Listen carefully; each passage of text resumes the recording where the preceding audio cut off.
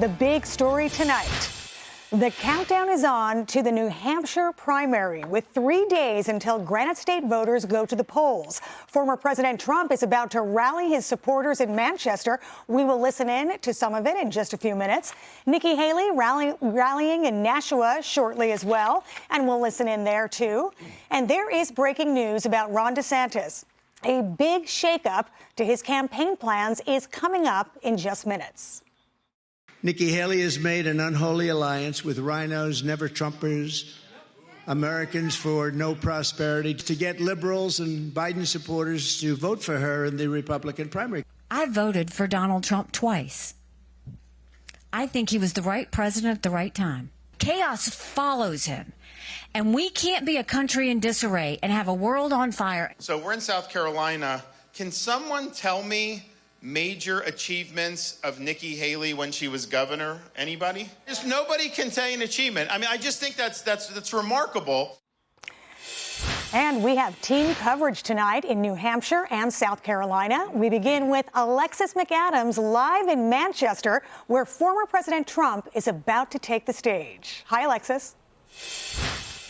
Hi, Nita. That's right. It's a bitter cold night, but that has not stopped the Trump supporters from lining up outside of that arena for hours, just trying to catch him on that stage. Take a live look right now. This is the inside of this arena here in Manchester, New Hampshire. You can see the crowd kind of filing in there as he's set to take the stage any minute. People were also selling Trump gear like T-shirts and hats outside, so that's different than some of the other rallies we've seen on the ground. It's like a party-like atmosphere. But do those crowds and rallies, you guys, transfer to the polls is the main question. And if you look at this latest tracking poll, it shows that it might. This week, Trump is sitting at 53% in the Granite State.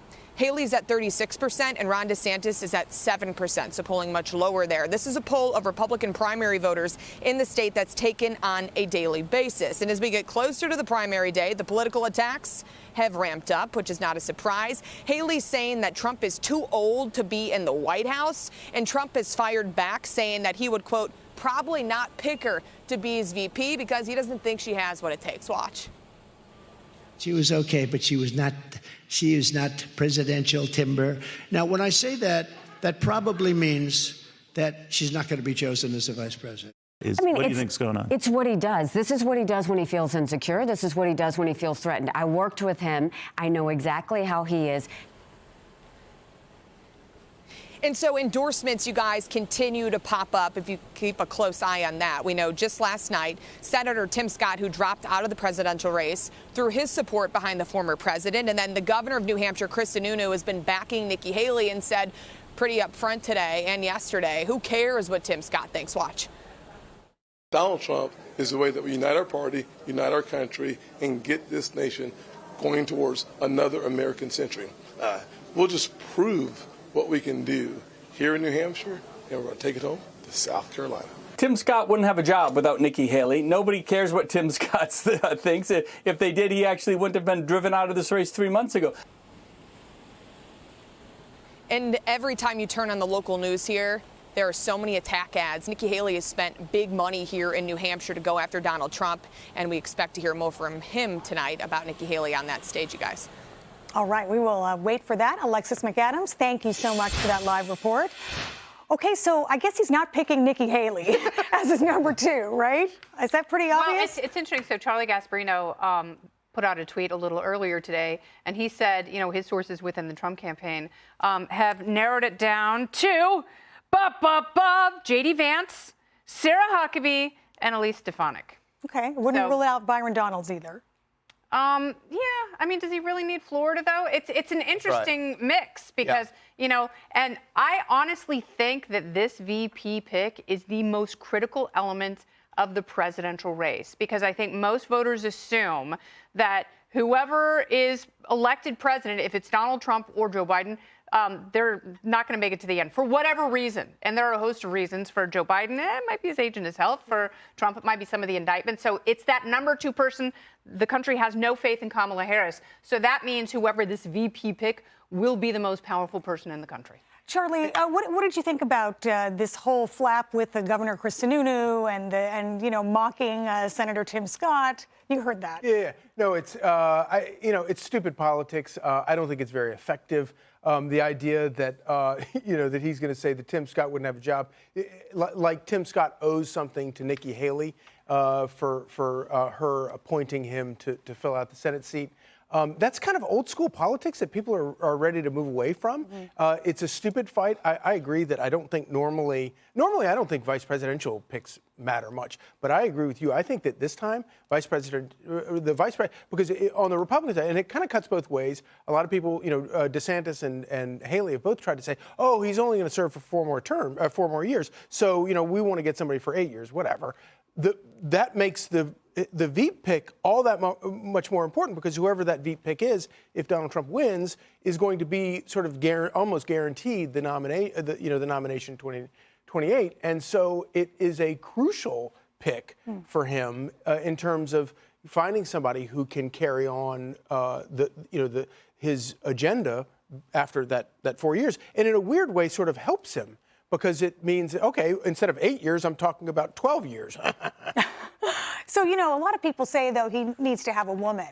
Joey, what do you think about that? There's a couple female names out there, Governor Kristi Noem of South Dakota and Elise Stefanik, representative of New York. Let's take a look at what the Wall Street Journal had to say. The headline there, Stefanik's fierce support for Trump puts her in the VP conversation. Now, here's what she said just today about that. She kind of dodged it. Listen. I've said for well over a year, I'd be honored to serve in a future Trump administration. Have there been discussions between you and President Trump about vice president?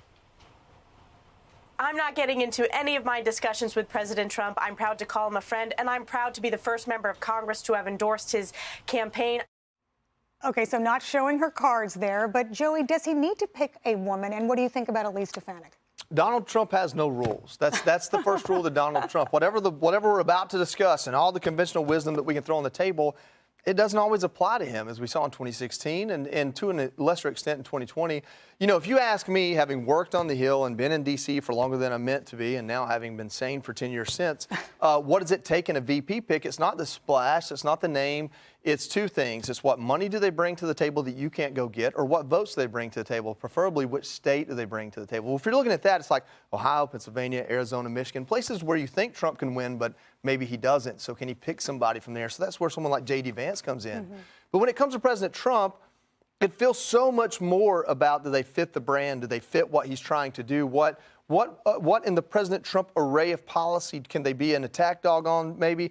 But I really think for President Trump, when it comes to a VP pick, it has to do with money. Can they bring money to the table that maybe he can't get on his own? I look at somewhere like Nevada. He hasn't always made the people in Vegas happy. But are there any personalities there in that world that he can bring to the table? I think that Elise Stefanik is a home run pick for him in a sense of she has never steered away from what is MAGA, what is Trump, if that's what he wants. When he brought in Mike Pence, it was to bring in evangelicals. I don't know what she brings in that he doesn't already have. All right, well, we're going to watch it. We should be hearing about that at some point soon. Want to move on now to the DeSantis camp, which is in South Carolina tonight, not New Hampshire, but he'll be heading there tomorrow after he canceled his media rounds on the Sunday talk shows. Fox News senior national correspondent Rich Edson is in Myrtle Beach with DeSantis' response. Hi, Rich. Hey, good evening, Anita. Well, Governor Ron DeSantis, he's been in South Carolina all day. We just got word that he is canceling his TV appearances for tomorrow. Reached out to the campaign to figure out why exactly that was. Got this response, quote, the media hits were canceled due to a scheduling issue and will be rescheduled. The governor will be traveling Sunday morning with the campaign and has public events scheduled Sunday evening through Tuesday in New Hampshire. Now, DeSantis began the day here in Myrtle Beach. He's on his way to Columbia, South Carolina, the capital, where Governor Nikki Haley, or then Governor Nikki Haley, used to govern the state from. A DeSantis campaign aide says the pressure is on Haley to win her home state, and if not, she's got to get out of the race. You look at this constituency, this is a great constituency for me. Being the only veteran is huge. It's a veteran-heavy state, a military-heavy state. It's a conservative state. I think pretty clearly there's just too many conservative voters here for someone like Nikki Haley to win the state. I think that's obvious. Now, Haley has maintained this is already a two-candidate race between her and the frontrunner, former President Trump. Of DeSantis' trip here, a Haley spokesperson says they hope DeSantis' team enjoys their vacation time in South Carolina. Haley called DeSantis invisible in South Carolina and in New Hampshire. DeSantis says he already has a good organization here in South Carolina, that his campaign denies he's skipping New Hampshire. They note he campaigned there last night and is returning tomorrow. Now, both DeSantis and Haley have been chasing the former president, frontrunner Donald Trump. Here in South Carolina, Trump has the endorsements of both U.S. senators and the governor. Back to you. All right, Rich Edson live in South Carolina for us tonight. Rich, thank you.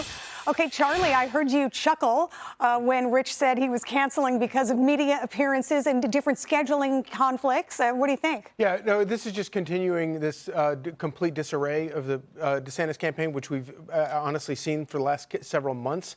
And if you talk to Republicans on the ground there, they will tell you that there is no presence of the DeSantis campaign there. He's very much given it up. And, you know, obviously we'll see what happens on Tuesday, but yeah, it doesn't look good for him. Kennedy, it sounds like he might be looking for an off-ramp.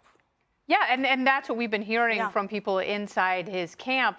He's never gotten his footing. And all I can think about was the campaign launch on Twitter and what a colossal failure that was. And I remember, you know, trying to log on and figure out what he was trying to say and do, and it took forever. It was so botched, and we were all looking at each other going, is this what the campaign is going to be like? And actually, the campaign arguably has been worse, which is unfortunate because he had so much mojo going into the race. Yeah, and a big article in Politico says he was never able to recover after that failed Twitter launch. Joey, where do you think DeSantis has gone wrong? It says he didn't have a good ground game. He said that was his big secret, but it was secret because he didn't have one. Yeah, it's so reminiscent of what Marco Rubio did in 2015. All this momentum, youthful energy, people really wanted to like him, but he just couldn't get out of his own way. Marco Rubio had an incredibly disjointed campaign, and that was his biggest problem.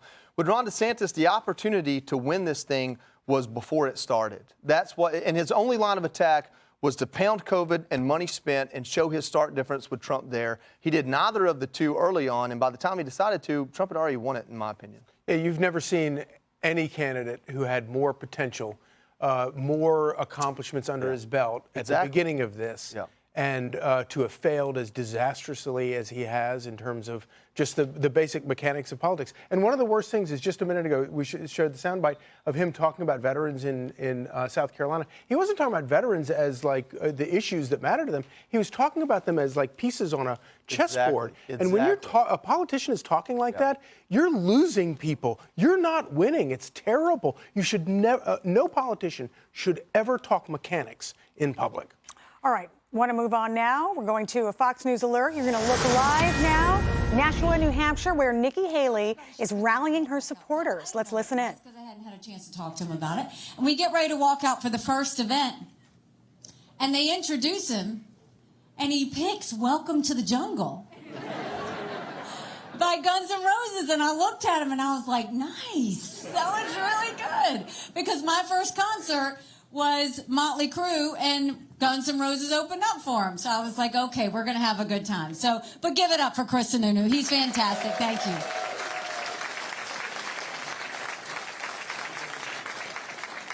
So, almost 2 more days now until New Hampshire goes to vote. And I know how excited you are. I'm excited because I've spent the last 11 months campaigning, touching every hand, answering every question, being the last person to leave. But I know y'all are excited because it's 2 more days until the commercials go away and all the mail goes away and all of that. And you have been patient and we appreciate it. But boy, do you have a big decision to make on Tuesday. And, you know, just think about where we are right now. Times are tough. And you don't have to turn on the news for them to tell you how tough they are. We are $34 trillion in debt. We're having to borrow money just to make our interest payments. China owns some of that debt. And I would love to tell you that Biden did that to us. And he sent us down this roller coaster of socialism that's dangerous. But I've always spoken in hard truths, and I'm going to do that with you tonight. Our Republicans did that to us, too. You go back Okay, so you've been listening a little bit there to Nikki Haley rallying her supporters in Nashua, New Hampshire. She is trailing President Trump in the polls there, but she's hoping for a strong second place. We will see how she does there. Kennedy. All right, we've got a massive grassroots effort underway to write in President Biden on the New Hampshire primary ballot, even though Skipper, yeah, he wanted to skip the whole thing. The DNC decided to ditch the Granite State for its first primary in South Carolina next month. Fox Business correspondent Madison Allworth is live in Manchester, New Hampshire with the very latest. Madison.